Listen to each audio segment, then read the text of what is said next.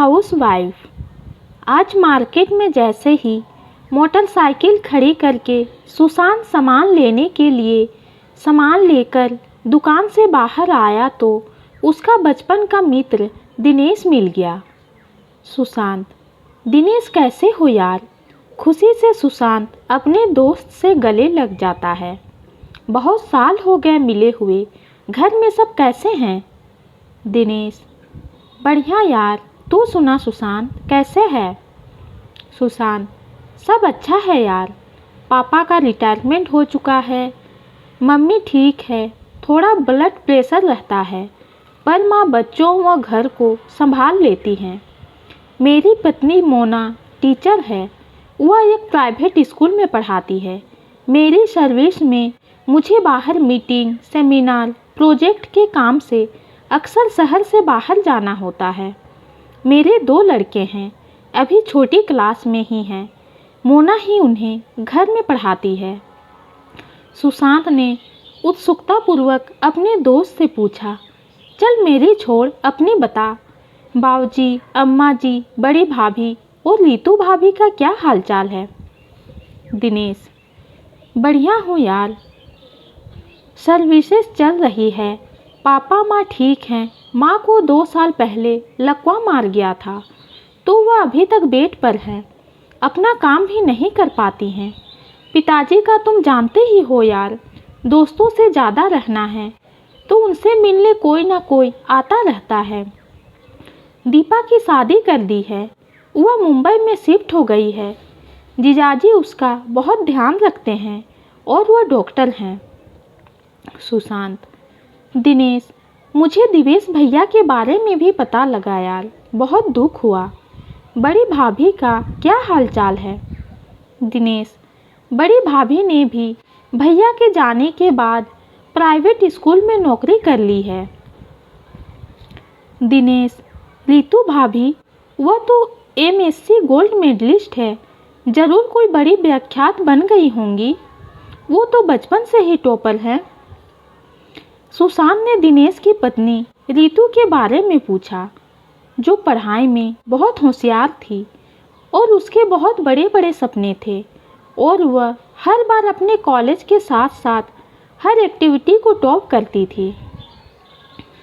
दिनेश ने बड़े दुखी मन से यह कहा, नहीं यार, जैसा सोचा था वैसा कुछ नहीं हुआ। रीतू ने 2-3 बार कंपटीशन की तैयारी की पर वह फिर भी पास ना हो सकी। कंपटीशन की पढ़ाई के लिए मेहनत करनी पड़ती है, पर वह घर के काम में ज़्यादा इंटरेस्ट लेती है तो कहाँ से पास होगी। 1-2 बच्चों को ट्यूशन ज़रूर पढ़ा लेती है। सुशांत को दिनेश की बात सुनकर अचंभा हुआ और उसने दिनेश से कहा, यार दिनेश, यह कैसी बात कर रहा है? कंपटीशन फाइट करना एक सामान्य आदमी के लिए बहुत बड़ी बात होती है। तुझे याद तो हो, हमने भी बहुत मेहनत करी थी, पर आज हम एक प्राइवेट जॉब में काम करते हैं। कंपटीशन की बात तो यह है कि कई बार मेहनत का फल एक सामान्य व्यक्ति को नहीं मिल पाता। फिर एक औरत की बहू के रूप में, पत्नी के रूप में और माँ के रूप में बहुत जिम्मेदारियाँ होती हैं। दिनेश, जरा सोचो।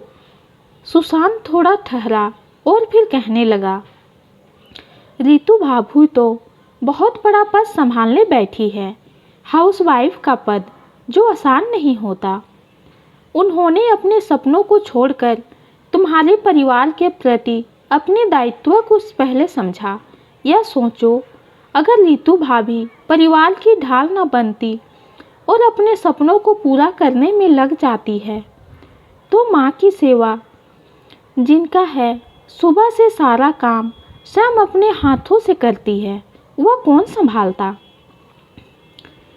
तुम तो सुबह से ऑफिस चले जाते होंगे।